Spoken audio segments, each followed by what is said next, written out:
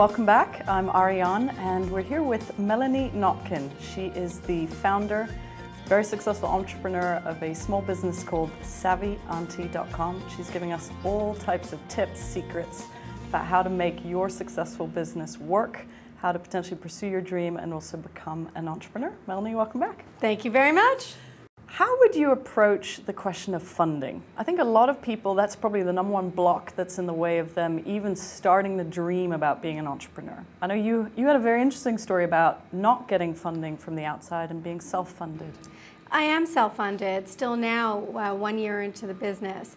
But I've struggled with that idea of funding really from day one, in that I decided out in the end that I would use my own funds to do it. But mostly because I always wanted to invest in my own dream. Unfortunately, my mom passed away 20 years ago, but I was smart then, even at 19, to know that one day I would have a dream and I'd want to be able to fund that dream. And even though I was a couple of decades away from knowing what that dream was, I saved for my legacy. So number one is start saving now. It's never too late. Start having a dream fund. Even if it's $100 a month that you put away for that dream fund, start doing it now. But yes, funding is an interesting exercise because if you get funding, chances are you have to give something. And that part of the give is your dream. Part of it is your company. And so it's a very difficult move to make. And frankly, I deal with that question almost on a daily basis. And so I talk to people who've done it. I talk to people who've invested. I've talked to people who invested on a friends and family, little small level, and on a much bigger level, trying to really educate myself. Once you're educated, then you can make an educated decision about how to fund your own business. Do you think it depends on what the business is or what type of person you are? Is that how people should navigate that decision for themselves? I imagine it does have something to do with it. How much do you need to start up your business?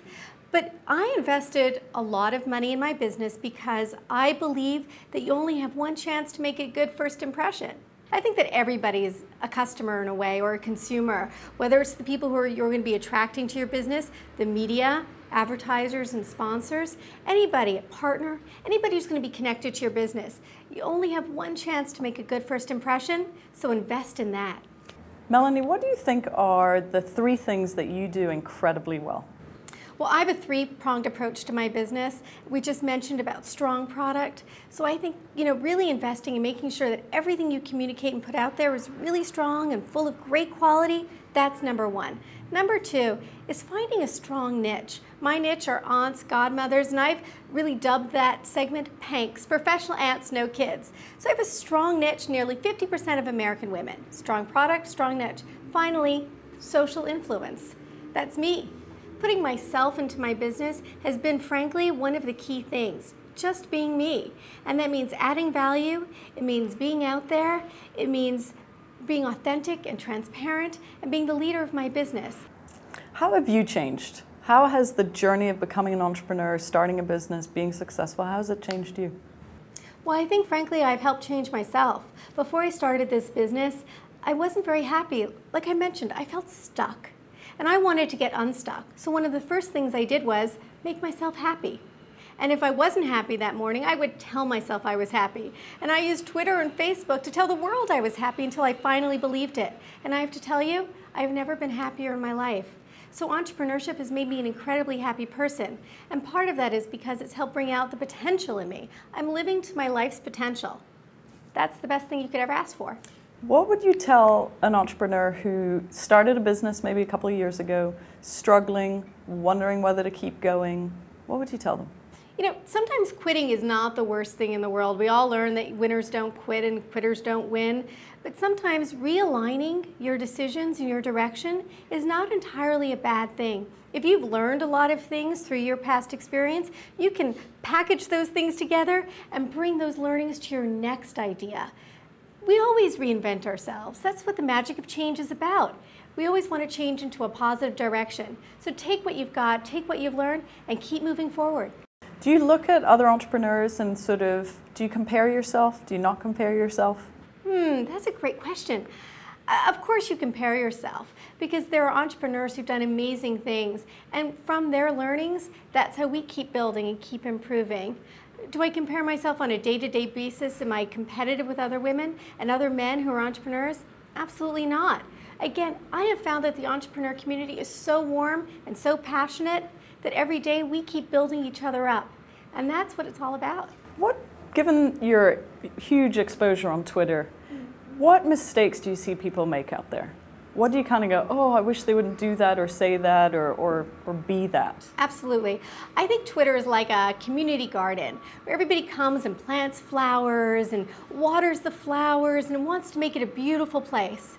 The guy that's standing in the corner that comes and says, I've got sod, buy my sod. You need sod? I've got sod.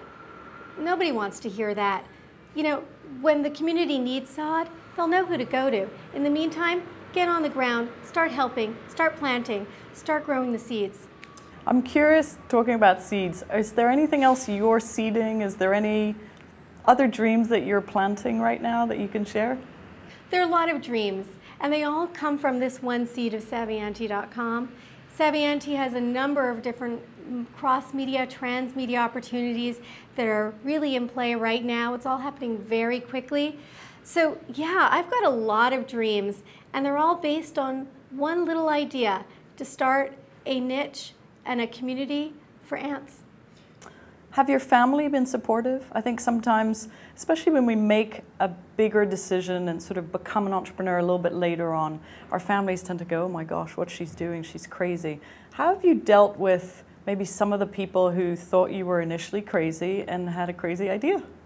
Well, you know, frankly, nobody thought I had a crazy idea or that I'm crazy. I think that family doesn't want you to take risks because they often feel that they don't want to see you get hurt. And entrepreneurship is a big risk. And friends, frankly, think the same thing. But if you believe in yourself, you've got to just hear the things that are positive and keep moving forward. I have a list of things that I tell entrepreneurs all the time, and one of the things I say is talk to people who support you.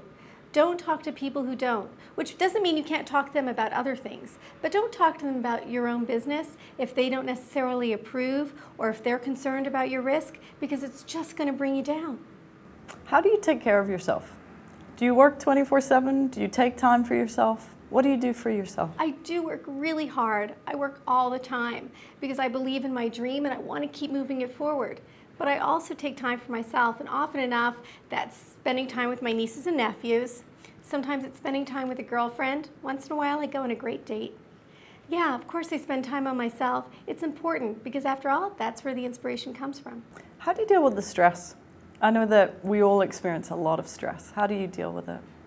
This morning I woke up, checked my email, and while there was nothing negative in the email, I could already feel the tension coming on and the sun had barely risen. And so I sat down on the floor of my living room and I just meditated for a couple of minutes. And my meditation has a lot to do with joy and promising myself that today will be a great day. Today will be a day full of joy. And frankly, that gives me so much energy beyond the 3 cups of coffee I have after that. And we are happy that you spent part of your day certainly with us. You bring a lot of joy. I mean, I'm in your presence and I can certainly feel it. I'm sure it comes across to the people who are watching you. Oh, Ariane, thank you. And I feel the same way.